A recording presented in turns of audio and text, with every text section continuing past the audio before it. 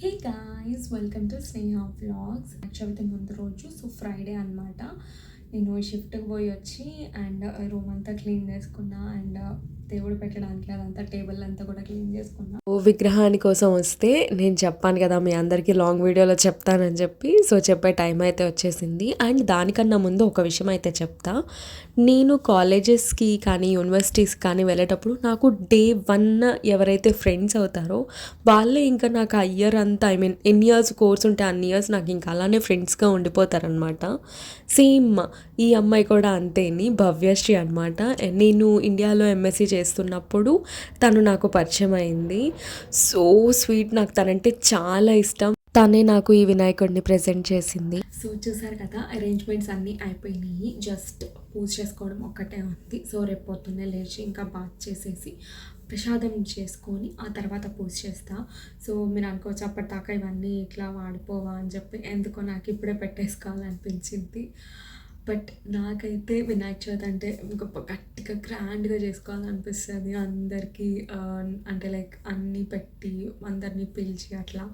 Because నేను BSc చేస్తున్నప్పుడు 3 years కంటిన్యూగా మేము పిల్లలం అందరం కలిసి, అంటే అప్పుడు నేను చిన్నదాన్ని. సో బీఎస్సీ చేస్తున్నప్పుడు అప్పుడు భలే గ్రాండ్గా అనమాట పెద్ద విగ్రహం తీసుకొచ్చి నేను కావాలంటే ఫొటోస్ యాడ్ చేస్తాను.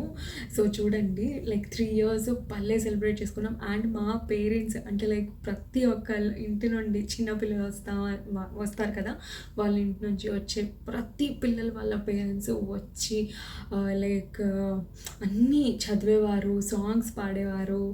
వినాయక చవితి లైక్ ఇదేమన్నా లైక్ హిందూస్లో ఫస్ట్ స్టార్ట్ అయ్యే పూజ కదా. దీని తర్వాత దసరా, దీపావళి, సంక్రాంతి అన్నీ అట్లా లైన్గా వస్తాయి. బట్ నాకు ఎందుకో అయితే బాగా చేసుకోవాలనిపిస్తుంది. బట్ ఈసారి నాకు కుదరట్లేదు.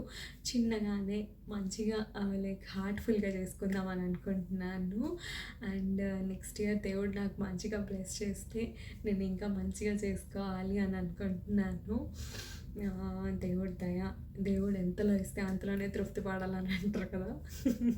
అట్లా అప్పుడప్పుడు నాకు ఇట్లా తన్నుకొని వస్తుంటాయి అనమాట, నా ఏజ్కి సంబంధించింది కాకుండా. బికాజ్ లైక్ మా మమ్మీ వాళ్ళు ఏంటంటే లైక్ అన్నీ చెప్తారు.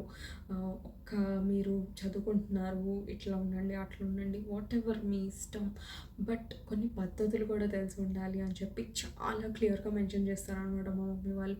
దీనికి ఇది ఇట్లా చేయాలి, డెఫినెట్గా చేయాలి అని చెప్పి. సో అందులో నేను మెయిన్గా నేర్చుకుంది పూజలు అనమాట.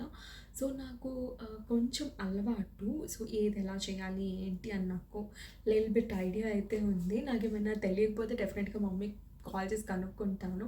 మమ్మీ కూడా నాకు లైక్ ఎందుకు ఇదంతా చేయడం, నీకు ఇంకా లైక్ మ్యారేజ్ అవ్వలేదు కదా, నువ్వు వేరే ఇంటికి వెళ్ళలేదు కదా, ఇట్లాంటివన్నీ మాట్లాడకుండా ఓకే నువ్వు చెయ్యి, నీకు ఎంతవరకు అనిపిస్తే నువ్వు అంతవరకే చేయి, అట్లా సపోర్ట్ చేస్తారనమాట.